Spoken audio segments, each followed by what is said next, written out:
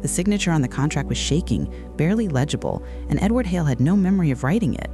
He stared at the paper on his mahogany desk, the ink still wet, his hand trembling above it like a stranger's hand. Outside the floor-to-ceiling windows of his corner office, the city stretched out 52 stories below, glittering in the evening light. He had built this empire brick by brick, deal by deal, prayer by prayer. Now he could not even remember what he had just signed. The phone on his desk rang, its shrill tone cut through the silence. Edward reached for it slowly, his fingers fumbling. The voice on the other end was his doctor, Timothy Grant, a man he had known for 30 years. But the tone was different today. There was pity in it, fear. "Edward, the test results came back. We need to talk about your kidneys." The words hung in the air like smoke. Edward closed his eyes. He already knew. The weakness, the nausea, the way his body felt like it was shutting down piece by piece. "How long?" Edward asked, his voice barely a whisper. 6 months, maybe less. "And Edward, the Alzheimer's is progressing faster than we hoped. You need to start making arrangements." Arrangements. The word felt cold, clinical, like packing away a life into boxes. Edward hung up the phone and sat in the growing darkness. The city lights blurred, his vision swam. He thought about his daughter, Ruth. He had not seen her in 7 years. 7 years since she walked out during his 50th anniversary gala, calling his faith a crutch and his charity work hypocrisy. 7 years since she told him she wanted nothing to do with his God or his money. Now he was dying, and she was all he had left. He pressed the intercom button. "Jonathan, come in here, please."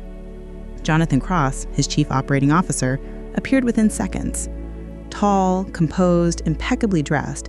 He had been with the company for 12 years, rising through the ranks with loyalty and brilliance. Edward trusted him like a son. "You called, sir?" Jonathan's voice was smooth, concerned. "I need you to find Ruth. Bring her home." Jonathan's expression flickered for just a moment, something unreadable. Then he smiled warmly. "Of course, Edward. I'll take care of everything." As Jonathan left, Edward stared at the contract on his desk again. He still could not remember signing it. But the signature was his, wasn't it? Outside, the city lights continued to shine. But inside, the shadows were growing longer. The airport was too bright, too loud, and Ruth Hale wanted to turn around and leave. She stood at baggage claim, her single suitcase circling endlessly on the conveyor belt, and wondered why she had agreed to come back. 7 years. 7 years of silence, of building a life far away from her father's faith and fortune. And now one phone call from Jonathan Cross, and here she was. "Your father is dying," Jonathan had said. "He's asking for you." Ruth grabbed her suitcase and walked toward the exit. The city felt different, colder, or maybe she was just older. A black car waited at the curb. Jonathan stepped out, smiling like an old friend. "Ruth, it's been too long." She did not return the smile. "Let's just get this over with." The drive to her father's estate took 40 minutes. The house loomed at the end of a tree-lined driveway, massive and imposing, just as she remembered. But something about it felt hollow now, like a museum. Inside, the staff greeted her politely, their eyes full of pity. Ruth hated pity. Jonathan led her to the study. "He's been waiting for you. Please, be gentle. His memory comes and goes." Ruth nodded and pushed open the heavy oak door. Her father sat in his chair by the window, staring out at the garden. He looked smaller than she remembered, frailer. His hair was completely white now, his shoulders hunched. When he turned to look at her, his eyes were clouded with confusion.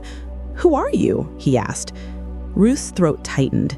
"It's me, Dad. It's Ruth." Edward squinted, then his face broke into a smile. "Kiddo, when did you get here?" The nickname hit her like a punch. Kiddo. He used to call her that when she was small, before everything fell apart, before her mother died, before faith became a wall between them. "I just arrived," Ruth said, stepping closer. "How are you feeling?" "Tired," Edward admitted, "but better now. You came back." Ruth sat down across from him. She wanted to say so many things, apologize, accuse, cry, but the words stuck in her throat. Instead, she reached out and took his hand. For a moment, it felt like forgiveness. Then Jonathan knocked on the door. "Edward, the board meeting is in 20 minutes. We need to prepare." Edward's face clouded again. "Board meeting? I don't remember scheduling one." Jonathan smiled smoothly. "It's been on the calendar for weeks, sir. Don't worry. I'll handle everything." Ruth watched Jonathan carefully. Something about his tone felt wrong, too reassuring, too controlled. As Edward stood to leave, he turned back to Ruth. "Stay for dinner, kiddo. We have a lot to catch up on." Ruth nodded, but as her father walked away, leaning heavily on Jonathan's arm, she felt a chill run down her spine. Something was not right.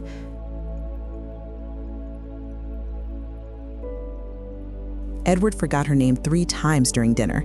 Each time, Ruth smiled and reminded him gently, "It's Ruth, Dad, your daughter." And each time his face would light up with recognition, only to fade moments later. By the end of the meal, Ruth felt exhausted, not from the travel, from the weight of watching her father disappear. After dinner, Jonathan offered to show Ruth to her old room. As they climbed the grand staircase, he spoke in low, measured tones. "I want you to understand something, Ruth. Your father has been struggling for months. The Alzheimer's is aggressive. He forgets meetings, signs documents he doesn't understand, makes decisions that contradict themselves." Jonathan paused on the landing, his expression grave. "The company is at risk. The board is concerned. Some are pushing for a sale." Ruth frowned. "A sale? Dad would never agree to that." Jonathan's smile was thin. "Your father doesn't always know what he's agreeing to anymore." The words felt like an accusation. Ruth wanted to argue, but she could not. She had seen it herself at dinner. "I'm doing everything I can to protect his legacy," Jonathan continued. "But it would help if you stayed out of business matters. Your father gets confused when too many people offer him advice." Ruth nodded slowly, but her instincts screamed. Something about Jonathan's concern felt rehearsed, calculated.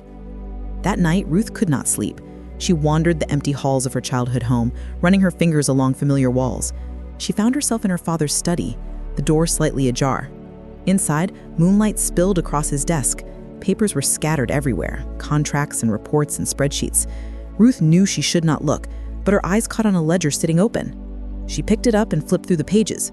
Numbers, transfers, dates. She was not a businesswoman, but something did not add up. Charity donations listed in the millions, but the corresponding bank statements showed far less going out. Ruth's heart began to race. She took photos of the pages with her phone, her hands shaking. A floorboard creaked behind her. Ruth spun around. Jonathan stood in the doorway, his face unreadable. "Looking for something?" he asked softly. Ruth forced herself to stay calm. "I couldn't sleep. I was just looking around." Jonathan stepped into the room. His eyes flicked to the ledger in her hands. "That's confidential company information, Ruth. Your father wouldn't want you going through his private papers." Ruth set the ledger down. "I am his daughter. I have a right to know what's happening." Jonathan's smile returned, but it did not reach his eyes. "Of course, but you've been gone a long time. You don't understand how things work here anymore." He walked past her and closed the ledger, placing it in a drawer and locking it. "Get some rest, Ruth. Tomorrow will be a long day." As he left, Ruth stood alone in the study, her pulse pounding. She looked down at her phone, at the photos she had taken. She did not know what they meant yet, but she knew one thing for certain. Jonathan Cross was hiding something. The board meeting was a disaster. Ruth watched from the back of the conference room as her father struggled to follow the presentation. Jonathan stood at the head of the table, confident and commanding, guiding the discussion with practiced ease. "As you can see," Jonathan said, gesturing to the screen behind him, "our quarterly profits have declined by 18%. Edward and I have discussed this at length, and we believe a strategic sale of our manufacturing division will stabilize our position." The board members nodded, taking notes. Edward sat at the head of the table, his expression blank. "Dad?" Ruth spoke up from the back. "Did you really agree to this?" All eyes turned to her. Jonathan's jaw tightened. Edward looked confused. "Agree to what?" Jonathan interjected smoothly. "Edward, we discussed this last week, remember? You said it was the right move." Edward's face clouded. "I don't remember that." An uncomfortable silence filled the room. One of the board members, an older woman named Victoria Lane, leaned forward. "Edward, perhaps we should table this discussion until you've had more time to review the proposal." Jonathan's voice grew firmer. "With all due respect, Victoria, we don't have time. The buyers are waiting. If we delay, we lose the deal." Ruth stood up. "Then let them wait. My father just said he doesn't remember agreeing to this. How can you move forward?" Jonathan's eyes locked on hers, cold and hard. "Ruth, I understand you're concerned, but you haven't been part of this company for years. You don't understand the complexities we're dealing with." "I understand my father is being pressured into decisions he can't even remember making," Ruth shot back. The room erupted into murmurs. Edward looked between them, lost and frightened. "Stop. Everyone please stop."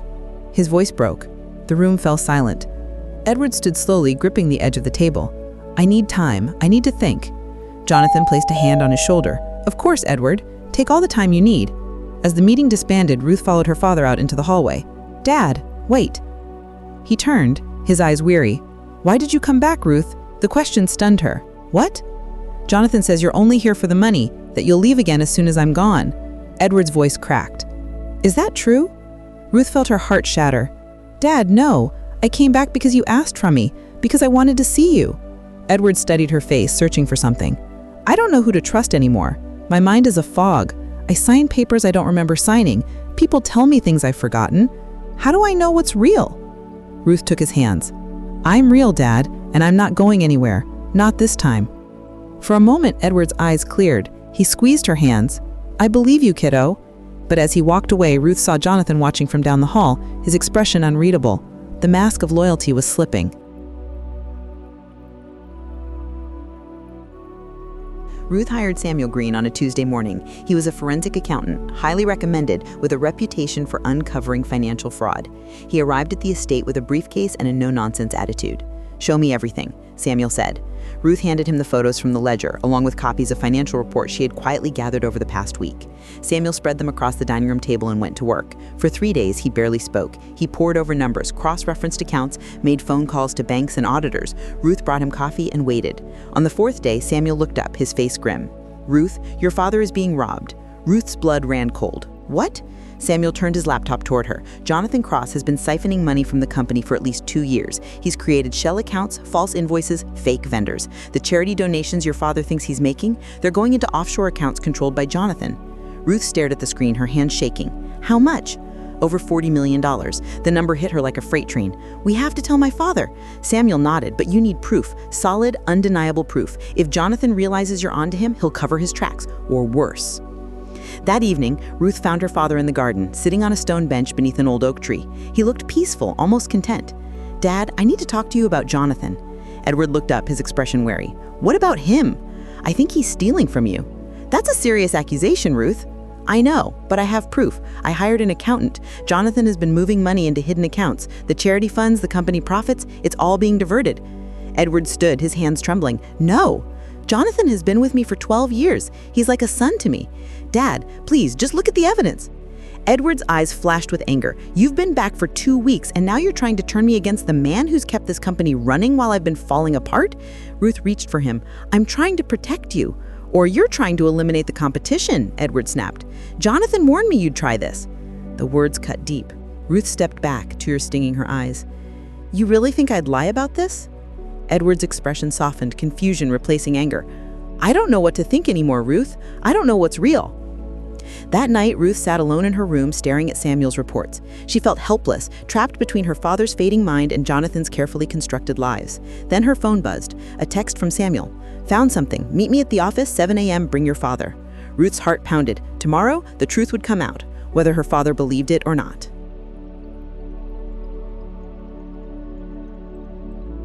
Edward woke up that morning not remembering why Ruth was packing his briefcase. "Where are we going?" he asked, sitting on the edge of his bed. "To the office," Ruth said gently. "There's something you need to see." Edward rubbed his temples. "I'm tired, kiddo. Can't it wait?" "No, Dad, it can't." The drive to the office was tense and silent. When they arrived, Samuel was waiting in the lobby with a banker named Gregory Walsh and 2 lawyers. Edward looked around, bewildered. "Ruth, what is this?" "Dad, please, just trust me." They gathered in the conference room. Samuel opened his laptop and began presenting the evidence. Bank statements, transfer records, emails. One by one, the pieces fell into place.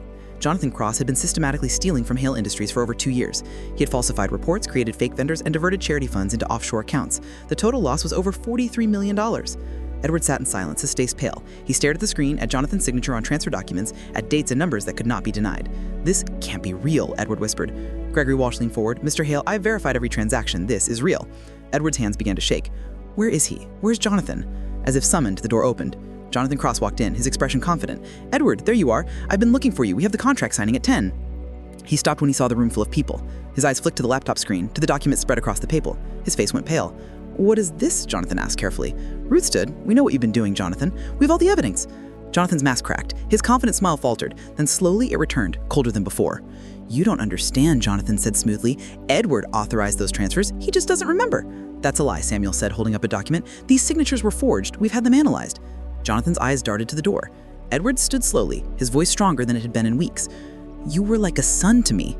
Edward said, his voice breaking. I trusted you with everything. Jonathan's composure shattered. You were dying. The company was falling apart. I was saving it. By stealing from charity, Ruth's voice was sharp. By forging documents, by taking advantage of a sick man. He turned on her. You have no right to judge me. You abandoned him. You left when he needed you most. I stayed. I built this empire while you were off living your selfish life. Edward stepped forward. You're right, Jonathan. She left, but she came back, and she's trying to save what you've been destroying. Jonathan's face twisted with rage. I gave you 12 years of my life. I deserved more than a salary.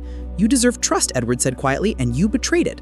Security was already waiting outside. The lawyers had prepared everything. Within an hour, Jonathan Cross was escorted from the building, his access revoked, criminal charges pending. Edward collapsed into a chair, tears streaming down his face. Ruth knelt beside him. I'm so sorry, Dad.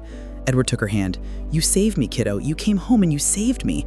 For the first time in 7 years, they held each other and cried. 3 weeks later, Edward called Ruth into a study. He looked weaker now, the illness progressing faster than the doctors had predicted. But his eyes were clear, focused. He had something to say. Sit down, kiddo. Ruth sat across from him, her heart heavy. Edward slid a folder across the desk. I've rewritten my will. Ruth shook her head. Dad, I don't want to talk about this. We have to, Edward said firmly. I don't have much time left, and I need to know my legacy is in the right hands. He opened the folder. Inside were legal documents, detailed and official. The business will be sold. The proceeds will go to the foundation I started 20 years ago, the Hale Foundation for Children's Hospitals and Education. Edward looked up at her. And I want you to run it. Ruth's eyes filled with tears. Dad, I'm not qualified. I don't know anything about running a foundation. You know what matters, Edward said. You know how to care about people. That's more important than any business degree. He reached across the desk and took her hand. Ruth, I know I wasn't always the father you needed. After your mother died, I buried myself in work and faith. I pushed you away when I should have held you closer. Ruth shook her head. Dad, don't. Let me finish, Edward said gently. You left because I made you feel like you had to choose between me and your own path. That was my failure, not yours. His voice cracked. But you came back. When I was at my weakest, when I had nothing left to offer you, you came back. That's the kind of person I want carrying my legacy forward. Ruth was crying now. I'm sorry I left. I'm sorry I missed your 50th anniversary. I'm sorry I wasn't there. Edward smiled. You're here now. That's what matters. He pulled out another document, a Bible old and worn with his handwriting in the margins. I want you to have this. It was your mother's. I've been reading it every night, trying to hold on to the pieces of myself that are slipping away. He opened it to a marked page. This is my favorite verse now. Isaiah 43, 18 and 19. Forget the former things. Do not dwell on the past. See, I am doing a new thing. Now it springs up. Do you not perceive it? Edward looked at his daughter. God is doing a new thing in both of us, Ruth. Even now, even at the end. Ruth held the Bible close. What do you want me to promise, Dad? Edward's eyes were clear and bright. Promise me you'll use this foundation to heal people, not to build monuments or empires, just to help people who are hurting. He paused. And promise me you'll find your way back to faith.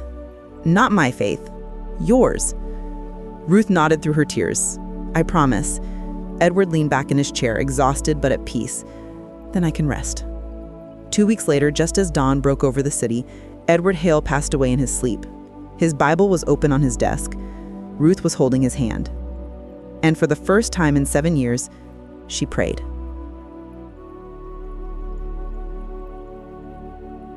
Six months after her father's death, Ruth stood at a podium in front of 300 people. The new Hale Foundation Children's Hospital gleamed behind her, all glass and light and hope. Her father's portrait hung in the lobby, smiling that quiet smile she remembered from childhood. Ruth looked out at the crowd, donors, staff, families whose children would be treated here. And in the front row, Samuel Green, who had become her trusted advisor and friend. She took a deep breath and began. My father used to say that legacy is not what we leave behind. It's what we plant before we go. Ruth's voice was steady, strong. For a long time, I didn't understand what he meant. I thought legacy was about buildings and bank accounts, things that last. She paused, looking at her father's portrait. But I was wrong. Legacy is about people.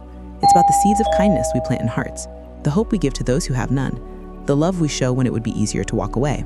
Ruth smiled. My father planted seeds in me, even when I didn't want them. Seeds of faith, of forgiveness, of second chances. And now, those seeds are growing into something beautiful. She gestured to the building behind her. This building will heal bodies, but my father's real legacy will heal hearts. Every child who walks through these doors will know they matter, that they're loved, that someone cared enough to build them a place of hope. Ruth's voice grew softer.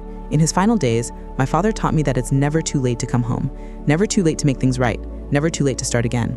She looked directly at the audience. So if you're carrying regret today, let it go. If you've walked away from someone you love, go back. If you think it's too late to change, I'm here to tell you it's not. Ruth's eyes filled with tears, but she was smiling. Legacy is not about perfection. It's about showing up. Even when it's hard. Even when you're afraid. Even when you think you've lost everything. She placed her hand over her heart.